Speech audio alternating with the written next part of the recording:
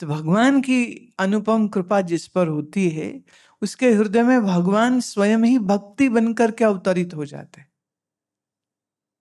माने हम ईश्वर से सीधे प्रेम भी नहीं कर सकते, इसलिए भक्ति मार्ग के संत तो कहते हैं कि जब ईश्वर चाहते हैं तब वो जीव के मन में प्रेम का भाव भर देते, और फिर मन जो है वो ईश्वर की ओर अपने आप ऐसे जाता है जैसे चुंबक की ओर लोहा खींचा हुआ जाता है। ऐसे ही फिर मन ईश्वर की ओर चला जाता है। वो मन जिसको आदत है सिर्फ राग करने की, वो मन जो सिर्फ विषय भोग चाहता है, वही मन फिर ईश्वर की तरफ अनुरक्त हो जाता है। उसका मन ईश्वर के स्मरण में, उसे वहां सुख लगता है, न खाने में न पीने में। साधना करना मतलब अपने मन को बाहर की दौड़ से हटा के भीतर की ओर लेके आना। साधना का मतलब इतना है। तो पहले तो सत्संगत करे, फिर ईश्वर की कृपा होए, फिर मन में भाव आ जाए, फिर अपनी ओर से ये यत्न करे कि गलत लोगों की संगति ना करे। कई बार जैसे सास बहू का झगड़ा करने वाले लोगों के बीच बैठ जाओ तो वही बातें सुन सुन के खोपड़ी अपनी भी खराब हो जाती। पैसे के पीछे पागल होने वाले लोगों के साथ बैठ जाओ तो पैसे के लिए तो कत्ल कर देते हैं। बेटा बाप को मार देता है, बेटा माँ को मार देता है। अभी समाचार पत्र में ऐसा अजब अजब कहानियां आती हैं तो लगता है कैसे लोग हो गए। बेटी ने माँ को मार दिया, पत्नी ने पति को मार दिया, मतलब अपना स्वार्थ पूर्ति करने के लिए वो कत्ल करने में भी पीछे नहीं हटते हैं। अब ये राक्षस वृत्ति कहां से आ गई? ये कुसंगति से आती है। इसलिए हमारी संगति अच्छे लोगों की होनी चाहिए, भागवत भक्तों के साथ होनी चाहिए, ईश्वर अनुरागियों के साथ होनी चाहिए, जो संतों से प्रेम करते हो उनके साथ होनी चाहिए। अब संतों के साथ आप बैठ करके प्रेम से क्या सीखेंगे? सेवा सीखेंगे, सुमिरन सीखेंगे, सुबह उठना सीखेंगे। मुझे याद पड़ता है हमारे शरीर की जो माता जी थी, ये शरीर उस समय पर छठी क्लास में था, 6th में।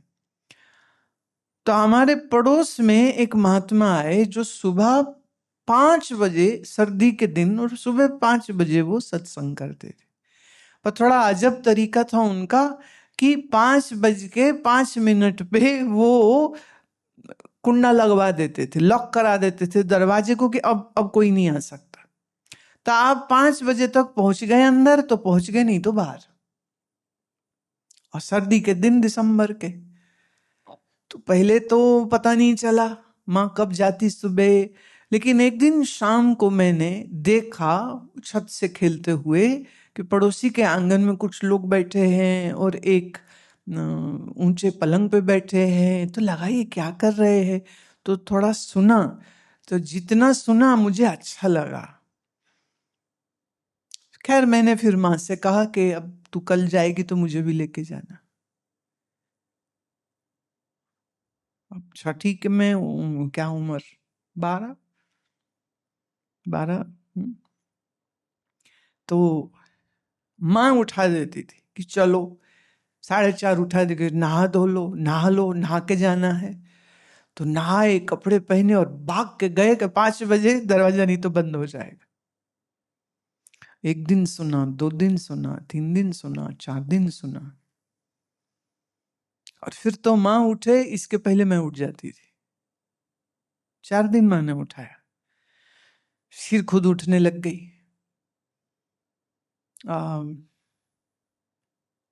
अब ये जो कार्यक्रम चला, तो उस उम्र में सुना हुआ सत्संग, उस उम्र में वो संतों की संगति, वो सुबह सुबह जाना, और वो खुले आंगन में चूंकि होता था तो आकाश में भी तारे होते हैं, तो हम लोग देख सकते हैं। अभी अंधेरा है, अभी तारे हैं, उन तारों की छाया में सत्संग होता था, ज्ञान का, वेदांत का सत्संग होता है।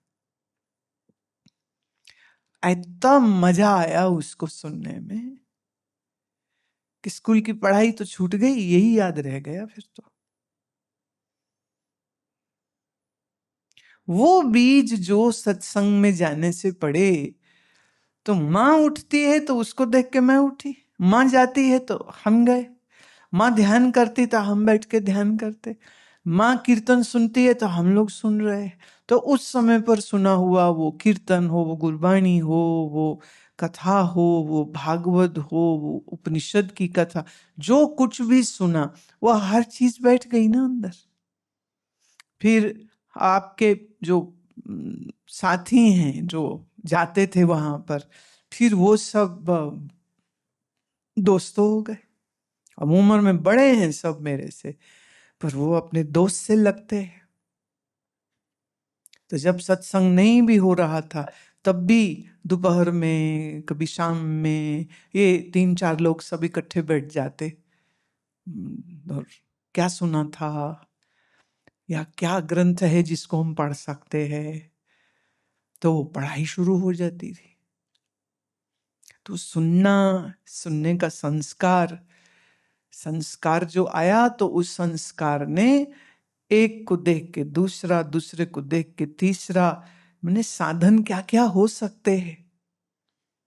पाठ करो, फिर आया जप करो, और फिर जप करना है तो मंत्र चाहिए, तो फिर मंत्र दीक्षा हुआ। पुस्तक पढ़ो, पुस्तकें लेने लग गए। तो एक एक एक चीज ज्यों ज्यों हम संगति करते जाते हैं ना, तो वो धीरे धीरे उसके प्रभाव से वो भी उठ रहे हैं, हम भी उठ रहे हैं, वो भी जप कर रहे हैं, हम भी कर रहे हैं। हाँ, वो किसी संत के दर्शन को जा रहे हैं, हम भी जा रहे हैं। तो वो एक ऐसा संघ बन गया जिस संघ में समान विचार के लोग आ जाते हैं। ऐसा नहीं कि दोस्त नहीं थे, लेकिन रुझान ईश्वर कृपा से किधर हो गया, अध्यात्म में, धर्म में। तो हमारी संगति सही होनी चाहिए।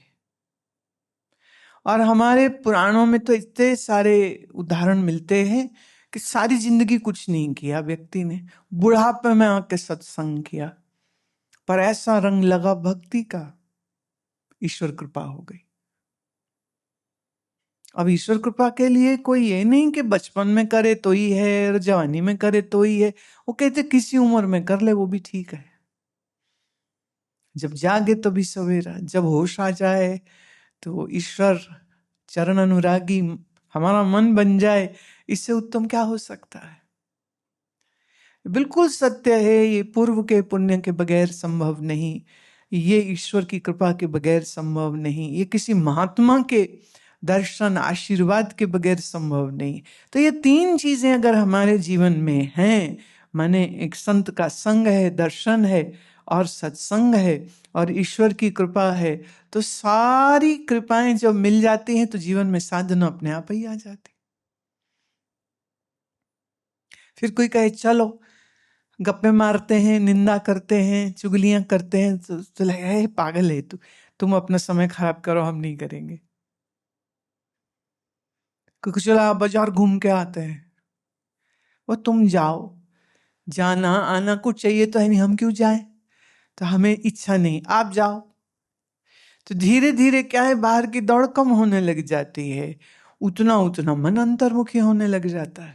तो जैसे बाकी सब चीजों का अभ्यास करने से वो चीजें सिद्ध हो जाती हैं, ऐसे ही सत्संग श्रवण करते रहने से, संगति सही करने से आप थोड़ा थोड़ा थोड़ा थोड़ा करना शुरू करो, बूंद बूंद बूंद जोड़ते जोड़ते जीवन तो फिर बिल्कुल साधनामय हो जाता है। जैसे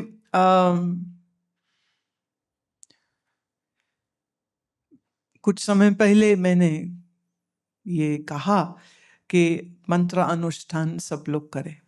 दिसंबर जो ऋषिकेश शिविर होता उसमें मैंने बोला, और ये कहा कि जो लोग संकल्प करते हैं वो अपना नाम देवें। हमें लगा मतलब 200-400 कह देंगे कि करेंगे, नियम से रोज करना है, 2-2.5 घंटा रोज बैठना है, फिर काम काज है, बच्चे हैं, घर है, नौकरी है, दुकान है, बिजनेस है, कैसे करेंगे। लगा 400-500 कुछ होंगे, लेकिन हुआ ये कि लगभग लगभग 2000 व्यक्तियों ने, 2000 से भी ज्यादा व्यक्तियों ने संकल्प लिया। और सबका जो जप है वो मंत्र अनुष्ठान, किसी ने महामृत्युंजय किया और किसी ने शिव मंत्र किया, माने ओम नमः शिवाय वाला मंत्र किया। लेकिन ये सब मंत्रों के जो पूर्ति होगी वो मैंने कहा वहां हम आश्रम में सबकी कराएंगे एक साथ।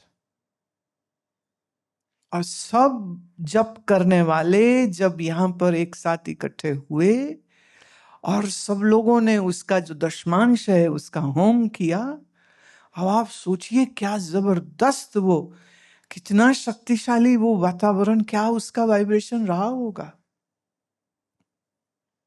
अब नहीं कहते तो शायद लोग ना करते, पर हमने थोड़ा उत्साह दिया। मंत्र साधना करने का लाभ है, उससे बल मिलता है, पाप क्षीण होते हैं, पुण्य बढ़ता है, ईश्वर भक्ति हृदय में आती है, ईश्वर कृपा मिलती है, जीवन सुंदर होता है। तो ये सब जब अनुष्ठान की उपमा सुनी तो सब लोग शुरू हो गए। उगते ना, एक ने कही दूजे ने मानी, दोनों ज्ञानी। हमने कह दिया, उनने सुन लिया, सब ज्ञानी हो गए, सब भजनिक हो गए, सब भजन करने लग गए। तो ये माने इस आश्रम में हम ये चमत्कार होता हुआ मैं देखती हूं। जो कभी सुबह नहीं उठता वो सुबह उठ करके जप कर रहा है।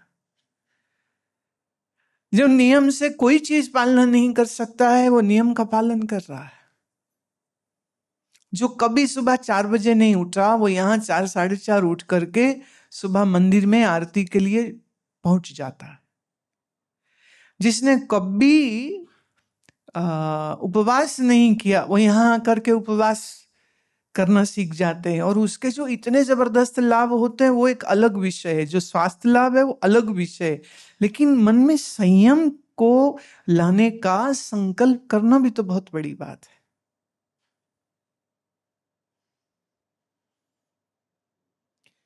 तो मुझे तो ये लगता है कि यहाँ जितने लोग रह रहे हैं या जितने लोग आते हैं उस सब पर ईश्वर की कृपा हो चुकी है, हो चुकी है। उनके अंदर ये साधना करने का भाव बन चुका है। कोई थोड़ी तो कोई ज्यादा कर रहा है। जैसे आप किसी पहाड़ में चले जाओ, हिल स्टेशन में चले जाओ, मनाली चले जाओ, मसूरी चले जाओ, तब वो ठंडा है तो वहां आप जाके बैठ जाइए, इतने में ही आपके शरीर को ठंडक मिल जाती। जैसे कोई मतलब गंगा जी के तट पे चला जाए, गर्मी में भी आप जाके गंगा तट बैठिए, जो उसकी ठंडक है वो किनारे बैठे हर व्यक्ति को बिना प्रयास के मिल जाती है। ऐसे ही यह आश्रम एक तपोभूमि है, तपस्या की भूमि है। इसलिए जो यहां आता है वो आज नहीं कल तपस्या के रास्ते पे चल पड़ेगा, आज नहीं तो कल जप करने की राह पे चल पड़ेगा। वो आज नहीं कल तो गीता का श्लोक सुनने पढ़ने लग जाएगा। वो आज नहीं कल उसके मन में सेवा की भावना आ ही जाएगी। मैं कई बार देखती हूँ गुरु मंदिर में शाम को जैसे सफाई होती है तो छोटी उम्र के बच्चे हैं, बड़े हैं, वृद्ध है, अपनी अपनी क्षमता के अनुसार सब लगे हुए होते।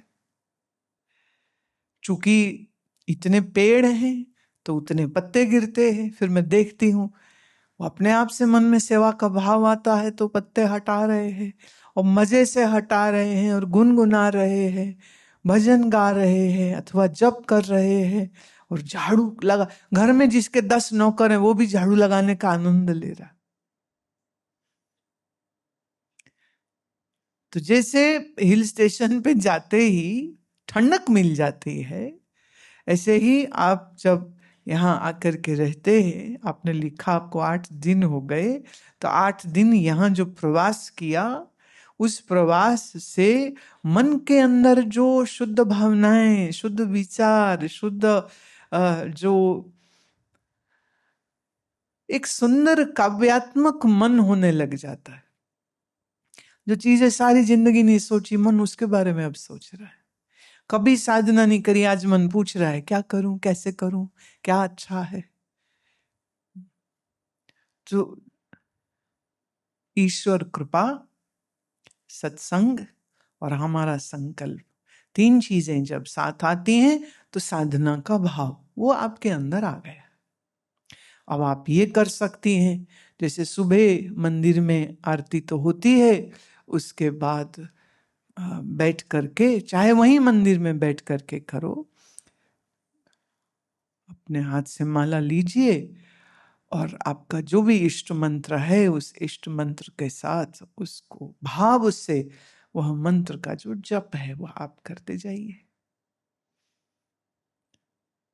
और मन की आदत है भागने की, वो भागेगा, लेकिन उसमें एक काम आप करिएगा, भावना तो है ही, भाव से करेंगे तो फिर मन नहीं भागेगा। लेकिन मान लो भाव से करना चाह रहे हैं पर फिर भी मन नहीं मान रहा, तब फिर ऐसे में क्या करें? तब ऐसे में ये करें कि श्वास को गहरा ले, जितना गहरा कि छाती फूले पेट फूले, इतना गहरा आपका श्वास, ये जो इतना हिस्सा है ना हमारे, ये आपका लंबी सांस लेने पर फूले और लंबी सांस छोड़ने। तो थोड़ी देर मंत्र ना करिए, माला ना घुमाइए, सिर्फ श्वास को सही करिए। अगर मंदिर में बैठ के कर रहे हैं तो सामने भगवान शिव का दर्शन करते हुए इसको करिए।